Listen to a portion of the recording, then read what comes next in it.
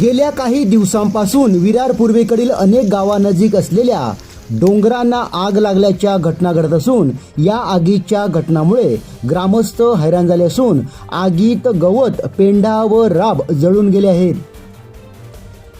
विरार पूर्वेकडील खार्डी-कोशिंबे, तळ्याचा पाडा, शिरसाड, राऊतपाडा, कशीतकोपर, दहिसर, जांभूळपाडा, कसराली या गावाजवळ असलेल्या डोंगरांना गेल्या आठवडाभरापासून आग लागल्याच्या घटना घडल्या आहेत। या आगीत डोंगरावर शासनामार्फत लागवड केलेल्या झाडांचे नुकसान झाले असून वनसंपदा नष्ट झाली आहे। डोंगरावर लागलेल्या आगीत गुरे, ढोरे, बकऱ्यांचा चाराही जळून गेला आहे। तळ्याचा पाडा, शिरसाड, राऊतपाडा या गावाजवळील डोंगराला शुक्रवारी भीषण आग लागली।